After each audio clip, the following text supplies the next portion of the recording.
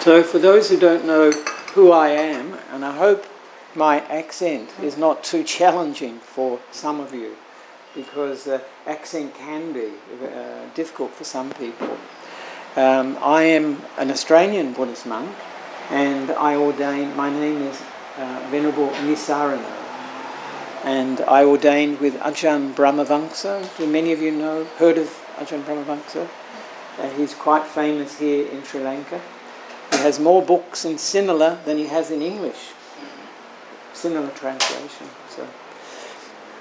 And I've been a Buddhist monk for this is my 22nd Rains retreat, 22nd Vas. And I've been living in Sri Lanka for 13 of those years. That's quite a lot, isn't it? 13. So I know somebody asked me, I said, I've been living here 13 years. Do you like Sri Lanka? I said, I've been living here 13 years. I'm not a masochist. No, so I do. I say to people, I live in Sri Lanka and I visit Australia, which is quite nice. It's a good way to do it. However, they need Buddhist monks in Australia more than they do in Sri Lanka. As Ajahn Brahmavamsa often says, you don't need to import Buddhist monks. And for the last 8 years, I was living in the forest in a cave, or Purana Gaulena, in the forest. Very beautiful place. And someone in Australia, when I told them that, they said, "Oh, like a caveman, like a caveman." I said, "Well, not exactly. It was a 5-star cave, so it was very comfortable. It wasn't, but it was on the side of a mountain." And I go Pindapata every day. So it was a bit challenging as I got older, you know. And in recent years, it was getting more difficult. So it was good to move to Udawatakeli. And some of you were bringing our Dayikas at Udawatakeli. So much merit to you for coming to Udawatakeli. And I was at Udawatakeli, the Forest Hermitage, for 6 months in Forest Hermitage. But I had been going to Udawatakeli since 2006, when I first came to Sri Lanka. So I know the place quite well, so that's good. So thank you for your support over those 6 months. And as some of you know, I'm hoping to start a new place, a new hermitage, here in Sri Lanka, here in Kandy, we're in Sri Lanka. And so hopefully, you know, we continue the association we get when I'm more permanently here. But so the talk the subject I was going to talk on, as I mentioned before, is protecting ourselves and others through our practice. And it's an important subject. And the reason this came up, of course, is because of the terrorist bombings partly in April that we had here in Sri Lanka. Because you could see this brought up a lot of fear, a lot of anxiety, a lot of insecurity, and a lot of anger. Quite interesting, actually, that all these things came up. And so it brings up, when we have fear and insecurity, it brings up, you know, how do we protect ourselves? This is the question that comes to my mind. Do we just go for more and more security? Do we really, you know, we have bodyguards upon bodyguards? Do we have surveillance systems upon surveillance systems? Is that really going to protect us? When we realise what is fear, what is anxiety, what is anger, these are mental qualities. This is what we need to pay attention to physically organise the world so we are perfectly safe. I think it's impossible. People can try. But I think it's impossible, actually.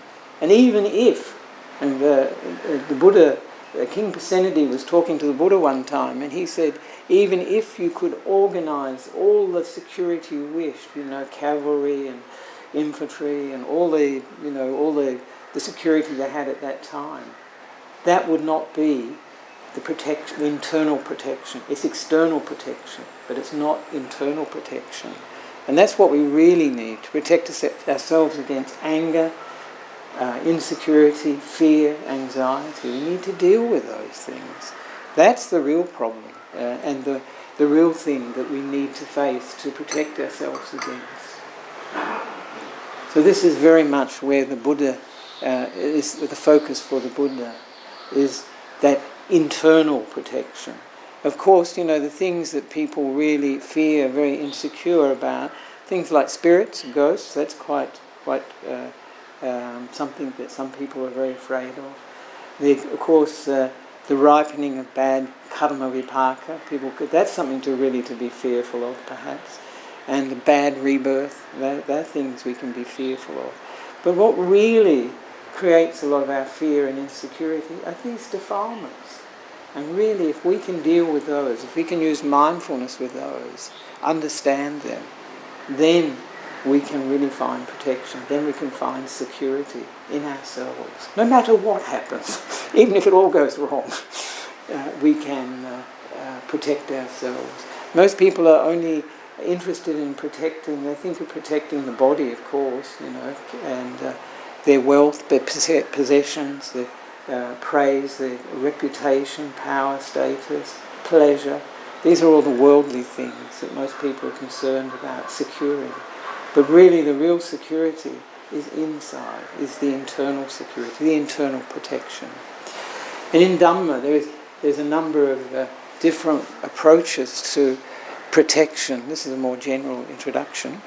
And there's the external types of protection that people like and are useful, actually, and the Buddha promoted. Pirit is an external protection. But the Buddha actually recommended, for instance, the Karaniya Metta Sutta, the Ratana Sutta, the Kanda Parita. These are all recommended by the Buddha, and they're quite powerful. And from my own experience, I can see how they can work, particularly if you chant it.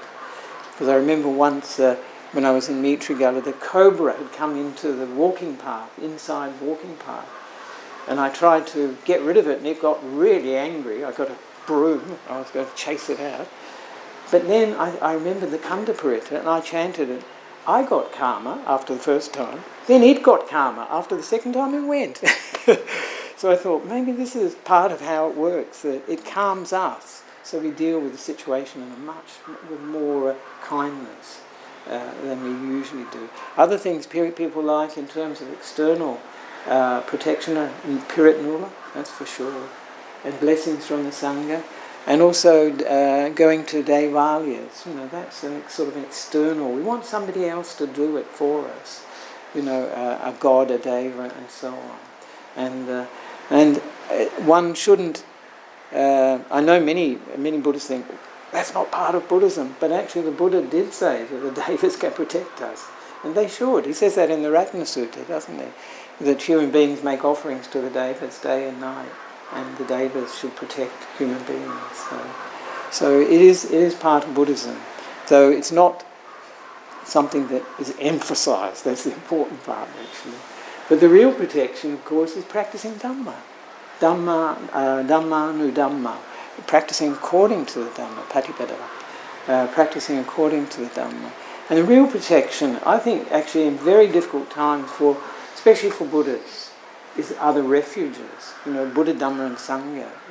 They're really strong protection if at difficult times when we're having operations, sickness, difficult situations, threatening situations, then to take refuge and to recite Buddham, Dhammam, Sangham, Gacchami, and go to the Buddha, the Dhamma and the Sangha for refuge. That's a very powerful way to find protection. But also practices of Buddhism, nearly every practice in Buddhism offers protection. Generosity is a great way to protect ourselves. It gives happiness and well-being, and it gets rid of that, or diminishes stinginess and that sense of, I want it for me. And the protection of sila is actually the greatest thing that the Buddha gave us, because that protects us against unhappiness, difficulties, complications in this life, and also in future lives. People who find, in the West, not so much here, people don't believe in karma, and I think, how can they not? You just see it in daily life. If you do something good, you say something good, people usually come back in a similar manner. Do something nasty or say something nasty, they'll come back in a similar way. You have instant, we call it instant karma, really. So this, keeping sila is a way of protecting ourselves from this complications and the difficulties, the suffering in this life, the unhappiness. People that break the 5 precepts live complicated lives, difficult lives. There may be momentary pleasure from doing some of those things, but the suffering that comes after is huge. So,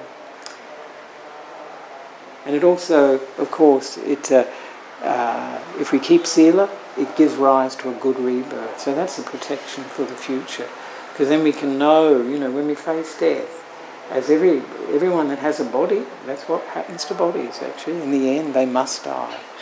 But if we know we have done good things, we've said good things, we've developed good states of mind, much easier to face death, knowing that the mind will go on and develop onto similar experiences to what we have been developing in this life. So very important. And of course the protection of the mind through bhavana. This is a very central thing to the Buddha and to approach to it that I have too. Bhavana is similar. It's usually meditation, but actually in Pali it means cultivation. It means what we're developing, what we're cultivating. In our lives, in our minds, we can develop whatever we wish. Many people are developing anger, hatred, negativity, impatience. They can do it. And they'll get very good at it, actually. They'll get very impatient, get very angry, they can develop incredible hatred. But what's the result of that? Is that a pleasant state of mind, or unpleasant state of mind? What result will come from that? Not good result. So we can develop negative states of mind, we can develop positive states of mind. Positive states of mind, maitri, karuna, compassion, gratitude, thankfulness, contentment. There's a whole list. There's no limit to the positive states of mind we can develop. And even, when I do the yes mantra, that is wonderful, actually. That's for me, that gives rise to a positive feeling in the mind. Because it can make you also aware of the opposite, that how often we're saying no to life and to situations. How often we're saying no about ourselves even, criticising ourselves. And that yes mantra can be very powerful, just to make you aware of that too. And it's for me, quite a positive energy that works. Another good one is can. I know somebody who's got the cannot, can't. They're always saying bear. And I think, wow. If you think that, you'll become completely disabled eventually. Of course, it has to be the consequence.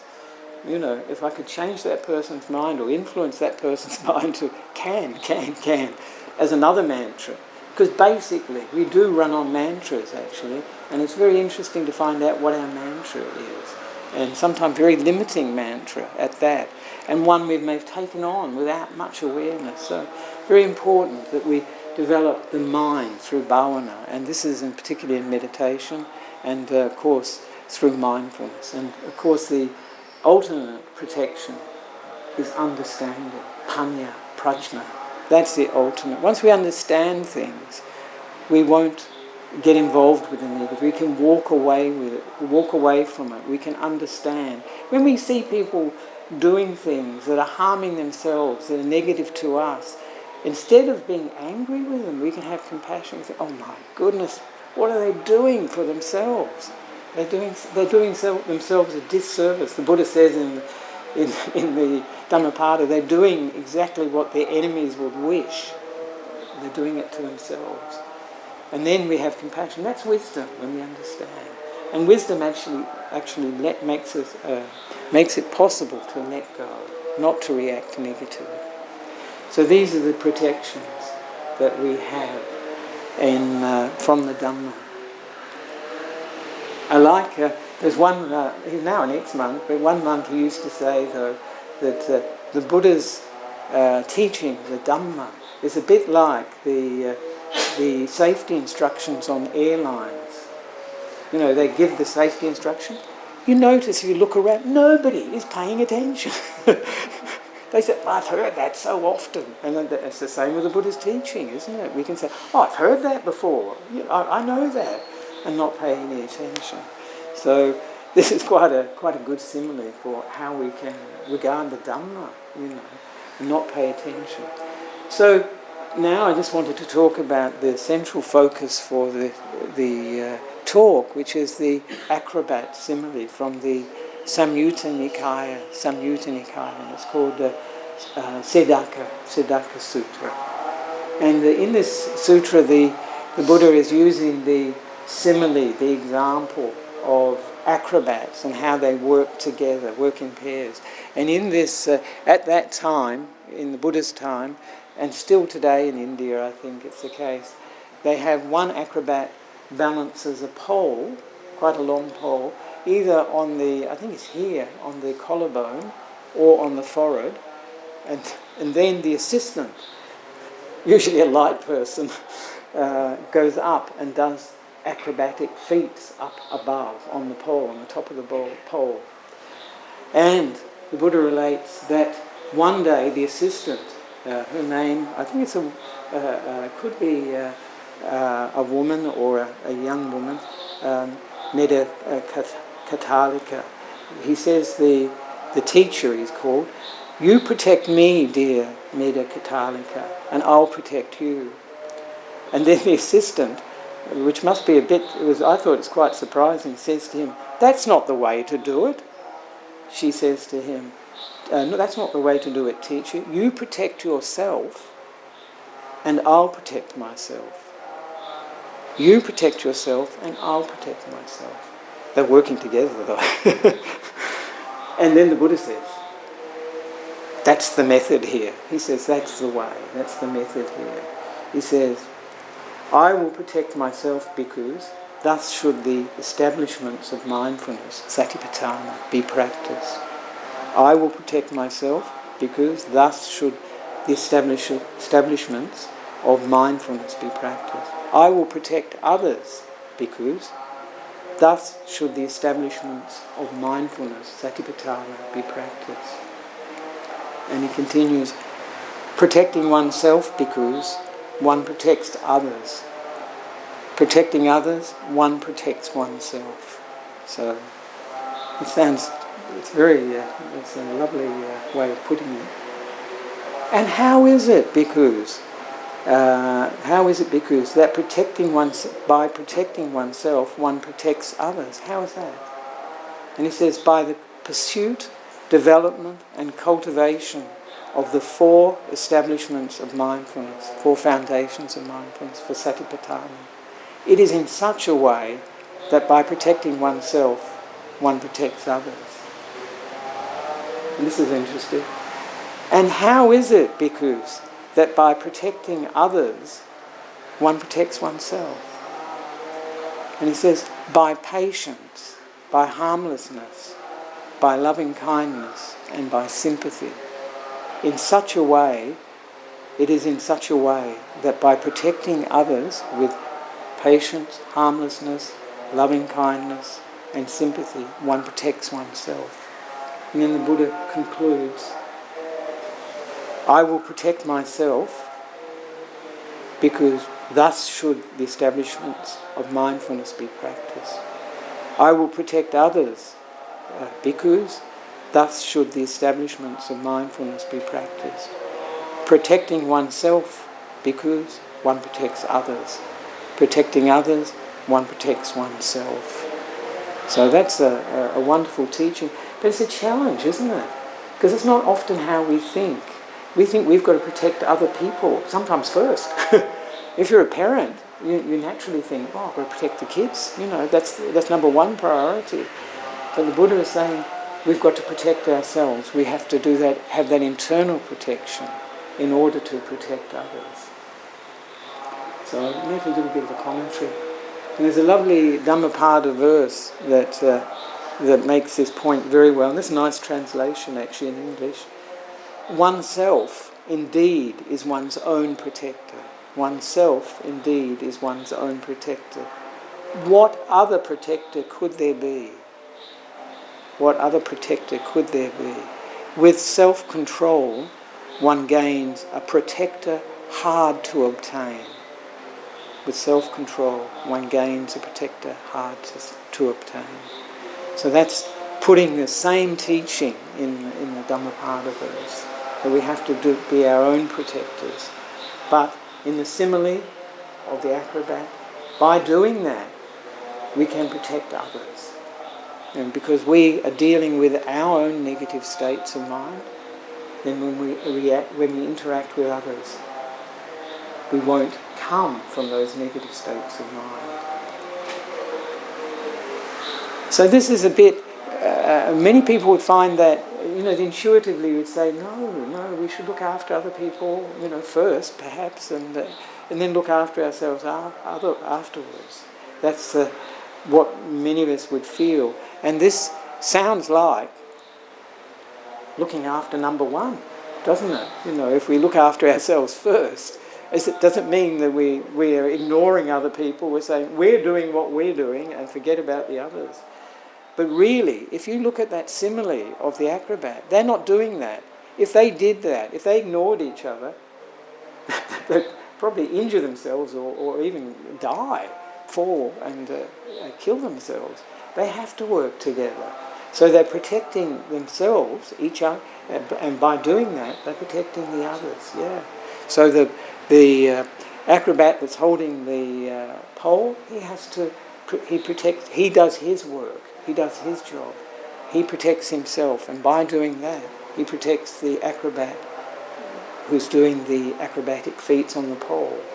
So it's not how we usually think, actually, because if they don't work together, they come to disaster.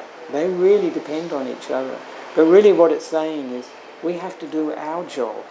We can't do the other person's job. We do our job well, and when the other person does their job well, we can work together that way. And that's the essence of what Helmut Hecker, a famous German Buddhist scholar, said. He said that if we are concerned with someone else's job, we won't do our job.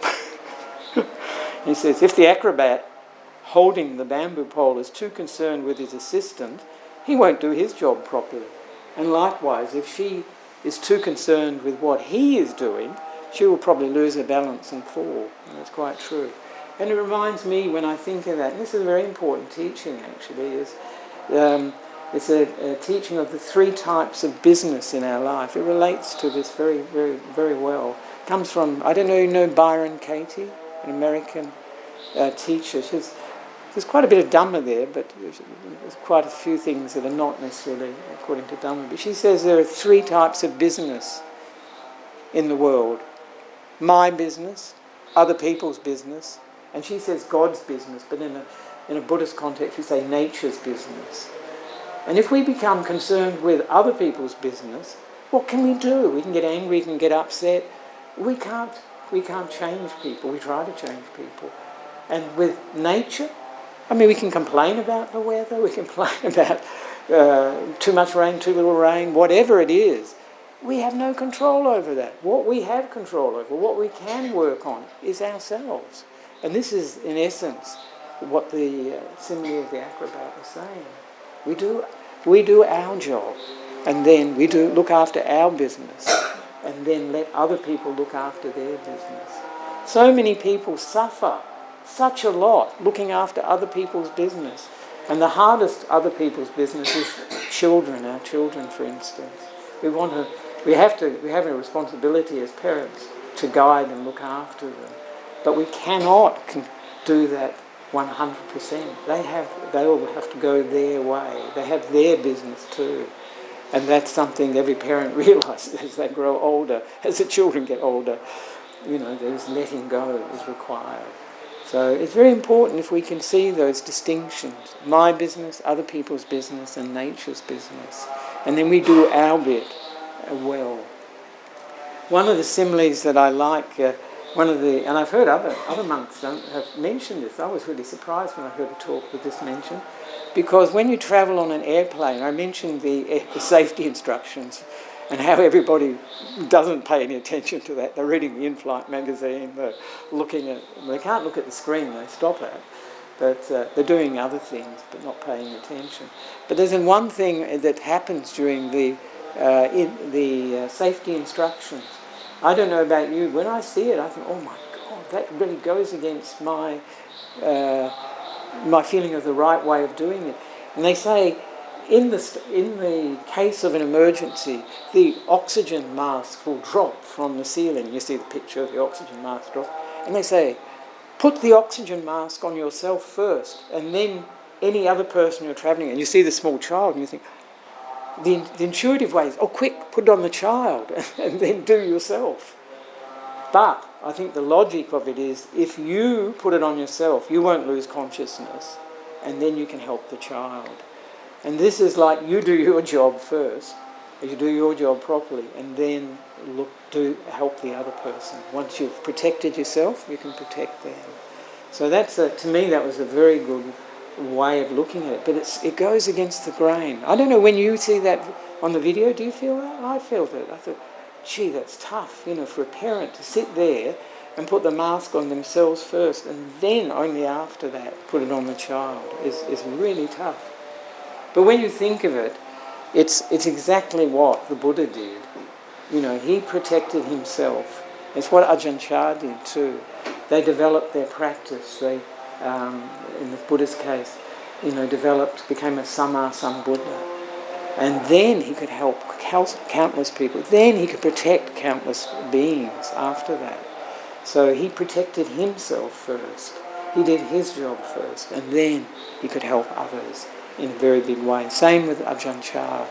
And you see that, I think someone like Ajahn Chah, you could say illiterate, country bumpkin, from a remote area in northeast Thailand.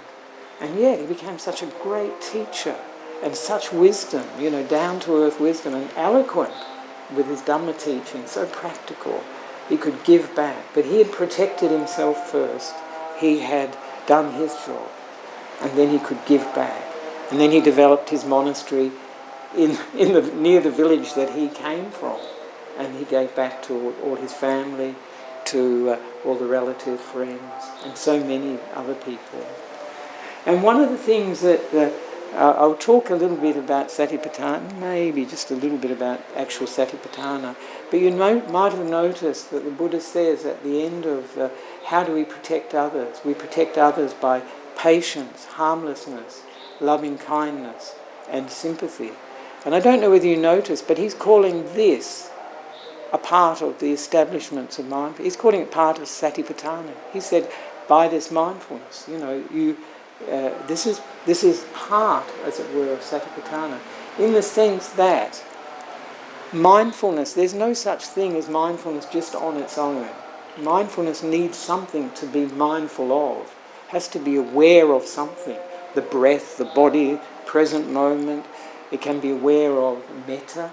You might remember in the Metta Sutra, the Buddha says, I was going to mention it in a minute, it says, Titan Sharang Nisino wa Sayano wa Yaldatasa Vigatamido Etang Sating Adite Brahmametang Viharang Idamahu. So that translates as whether standing, walking, sitting or lying down, as long as one is not drowsy, one should resolve on this mindfulness. Often we think of Satipatthana as not being, metta practice or whatever, but it's really whatever we bring our mindfulness to, whatever becomes the object, whatever we're keeping in mind. And this, as I mentioned before, this is a translation that I like a lot from Ajahn Lee Dhammadhara, keeping in mind the breath, keeping in mind metta, keeping in mind the present moment, whatever is the object for our focus. So that's very interesting for me that he's saying that it's part of mindfulness. And of course, when we have patience, iwasema, Kandy, if we have it for other people, we're actually experiencing it in ourselves. Real Kandy has a lot of maitri in it. It's not that feeling of like, oh my God, I've got to put up with this. That's not really maitri. There's a lot of negativity. That's not a wholesome emotion. But real Kandy is that ability to bear with difficult situations with this sort of kindness, not becoming negative about things. And harmlessness or non-violence, I quite like. Avihimsa is that essence of not harming ourselves or others, not wishing any harm on them. And this is a very important part in Sila, actually, because it's the essence of Sila. We don't want to kill living beings, we don't want to take their things, we don't want to have sexual misconduct, we don't want to lie to other people or take alcohol and drugs which can harm us and them. So this is the essence, this non-violence, avihimsa. Loving kindness, of course, we know, and sympathy or empathy, having this feeling for other people, what they're going through, what they're experiencing. Because that's the essence, that we know what we're experiencing is probably very much like what other people are experiencing. What we find unpleasant, whether it be actions or speech, would we want to do that to another person? We know that we don't like it, so why should I say that? Why should I do that? That's, to me, the foundation of ethics, foundation of sila, of virtue, morality, is that feeling that whatever we wouldn't wish on ourselves, we shouldn't do to others. We shouldn't kill, we shouldn't steal from them, we shouldn't have sexual misconduct, lying, or taking alcohol and drugs. So this is... So that in essence is dealing with the sutta. And I just mentioned I won't go into what Satipatthana is, give like the four frames of mindfulness, the four Satipatthanas, establishments of mindfulness. It's very interesting. I will make one comment though. We tend to focus on mindfulness as being the present moment, and that is very true. The awareness must be in the present moment, to be here and now, to know this body and mind. And when we know the body and mind, we're knowing the khandhas, the aggregates, we're knowing them. We're knowing also our sense contacts, what we're experiencing through the senses. So this is very important. But one of the Buddha said the foremost in mindfulness. Do you know who the foremost in mindfulness was? No, it was Venerable Ananda. Because the Buddha says, one of his definitions of mindfulness is being able to recall what has been said and done a long time ago. And of course, Venerable Ananda could remember so many of the discourses of the Buddha. In fact, if it weren't for him, what would we have? I don't know. Much less. Much less. So in a sense, a very important aspect of mindfulness is remembering. And that's why I like keeping in mind. So for me, for mindfulness is like keeping in mind the present moment, keeping in mind the breath, whatever the object is. Just because we forget, wander off, and just having that intention to keep in mind keeps the focus steady, and we can stay with it. So I just mentioned the different types of protection. Actually, we can finish off. So how do the four establishments of mindfulness, Satipatthana, help us protect ourselves and others, and thus find balance in our lives? Because that's really what you see with the acrobat simile, is balance. What causes, in the Buddha's teaching, what causes imbalance are the defilements. So when we reduce the defilements, we can balance our lives. And this is Ajahn Brahm's translation for the introduction to the Satipatthana. The four focuses of mindfulness lead in one direction only, to the purification of beings, to going beyond sadness and crying, this is different, to the disappearance of physical and mental suffering, for the attainment of the true way, for the realization of Nibbana. So as I mentioned, one of the protections from Satipatthana is being in the present moment. So much of our problems and difficulties come from being in the past, remembering what was done and said to us, what shouldn't have been done and said to us, what I should have done and said, and what's going to happen in the future, because when we say, for instance, after the bombings in April, everybody thinks, what's going to happen, in the future? Is there going to be more bombs? Is there going to be more terrorism? So being in the present is a very important part of the focus of Satipatthana. And of course it's the essence of Dhamma, isn't it? And when the Buddha says that the Dhamma is sanditiko, it's visible here and now, and it's akaliko, it doesn't take time, it's immediate, it's to be experienced now. And it invites us to come and see ehipassiko, and leads onwards, opanayiko, or leads inwards, some people like. And also that it's to be experienced individually by the wise. So this is all present moment stuff. This is where we can really make the breakthrough. We can come off automatic pilot, as I mentioned before, and we can see it rather than be it, whatever we're experiencing. And, this is a nice bit. The Buddha mentions, when he's speaking to his son, Rahula, Venerable Rahula, he was talking in his advice to him about, Venerable Rahula had been telling lies, and he gives this advice to him. But he says that mindfulness, we should reflect mindfulness on what we do, what we say, and even what we think before we do it, while we're doing it, and afterwards. That's quite a lot, actually. But he says this mindfulness is like a mirror. We can see things reflected in it. We can see our experience. And that's the way we can get understanding and wisdom. But there's a nice Nasruddin story that I tell. Nasruddin was a Sufi mystic. I like his stories because they're always quite funny. And one day, Nasruddin was walking along a country road and he saw this something shining in the gutter, in the drain, and he got it out. And it was an old metal mirror. And it was a bit tarnished and everything. And he picked it up and he looked at it. He said, "Oh my God!" He threw it away and he said, "No wonder they threw it away. It's so ugly." He was seeing himself. That's Nasruddin for you. But actually, when we do use mindfulness and we do see things, we can see things that we don't particularly like, but we can also see good qualities too. So it's a very helpful quality, mindfulness, giving that reflective capability. And of course, the power of mindfulness is not just to be for meditation, it's daily life too. If we don't have mindfulness in daily life, then life does become quite difficult. If we have mindfulness in daily life, it actually keeps us more focused in the present moment with whatever we're doing here and now. We're not worrying, we're not anxious about what may happen or regretting what has happened. We're just here with whatever we're experiencing doing. And actually that's much more efficient, really, than the other possibilities. And the Buddha says, actually a nice thing he says, I'll finish in a minute, I think.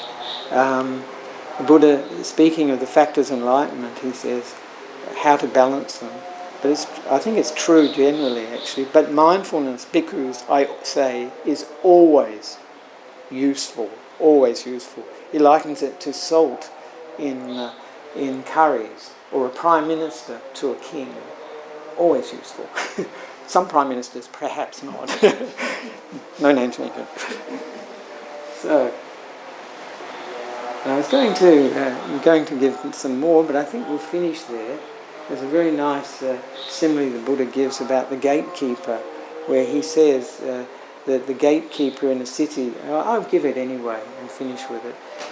He says, just as the gatekeeper in the king's frontier fortress, this is a pretty wild place, is wise, competent and intelligent, one who keeps out strangers and admits acquaintances, for protecting its inhabitants and for warding off outsiders. So too, a noble disciple is mindful, possessing supreme mindfulness. I think this is really like sati sampajanya, supreme mindfulness. We call it full mindfulness.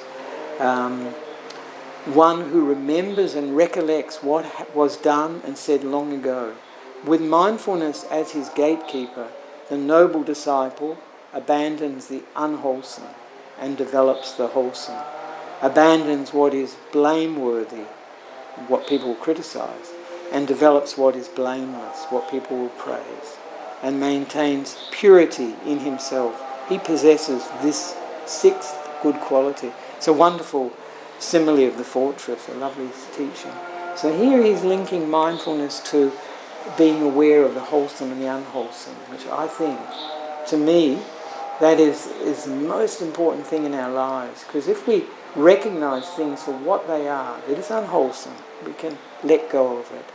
If we recognise things as wholesome, we can think, make more of this. This feels good. This is actually leads to happiness. And this is really, it sounds very basic. In Sri Lanka, most people like Abhidhamma or Paticca Samuppada. So this seems too simple, actually, but it's very difficult. So often we're attached to the unwholesome things. We don't recognise them as being things that are not for our benefit, not for our happiness, because they're justified. We're angry with this person because they've done that, they've said this. Quite reasonable, but it's not for our benefit, not for our well-being. It's not kusala. So this ability to use mindfulness to see the quality of our own minds, whether it's kusala or akusala, before we speak and act, very, very, very useful. A great protection. That is the real protection, actually. So thank you very much for being here this evening, and I hope that we can all develop more mindfulness, more kindness in our lives, and use it to really, improve the quality of our lives. Use it to bring calm, to bring insight, to bring peace, to bring happiness. Because this is what mindfulness will do for us, actually. And especially when we develop it with kindfulness as well, that quality. It gives it a warmth. Sometimes people might find mindfulness sounds a bit cold, but if you have kindfulness with it, it gives it that warmth, and that very wholesome quality, the well-wishing, Maitri. So thank you very much, and if there are any questions, you're welcome to just briefly ask. I think we started 10 minutes late, but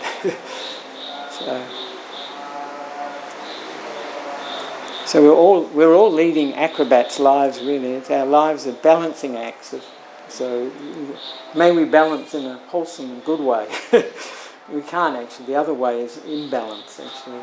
We seesaw all the time. We're not in balance. And that's, the Buddha says that actually in another place. He says that somebody who develops a recollection of the Buddha, Dhamma and the Sangha, they live in a balanced way, in an imbalanced population, surrounded by people who are subject to greed, hatred and delusion. He's talking about somebody who's pretty advanced in the practice, actually. But somebody that is balanced, their defilements are either reduced or gone. Then they're in balance. We're never in balance when we're pulled by greed, pulled by hate, pulled by confusion. We're not in balance. We're always seesawing. We're always at the mercy of our sense contact. We see something we like, lust can arise. We can see anger arise. We can see all these things arise. You see it with the internet. I think we need sense restraint more with the internet than any other place. But it's very good because you can just say, my God, this is on the screen. And lust is arising, anger is arising, or whatever. And you think, this is just an image. This is just an image or a sound. And actually the most important place for sense restraint, the mind. That's where the thinking actually makes things very complex, difficult. So thank you very much for that. Yes, Arthur. When will this happen again? When will this happen again? Yeah. When the causes and conditions are right. No, when I come back to Kandy. Yeah. I do this in Colombo every 3 months. Not the same teaching. I do have other teachings. That'd be terrible. Oh no, here he goes again. Now he's going on about Satipatthana. So yes, it may become a regular thing here too, because I do it every 3 months in Colombo, and that's quite good. Yeah, I enjoy that. Bhante, this earlier, the acrobat seems to go against the Mahayana principles, doesn't it? Yes. Because the Mahayana principle is to make sure that very good. all other people are free of suffering before oneself. Where did they get that from? Yes, it also goes against, the Buddha's simile, you know that it's not possible for someone who's stuck in the mud to pull somebody else who's also in the mud out of that mud. You have to be out of the mud first, and then you can pull them out. In the same way, the Buddha said, if you to help someone become enlightened, you have to be enlightened. You have to be out of the mud of defilements before you can actually help somebody in that way. So it really runs contrary to the Buddha's teaching, I think.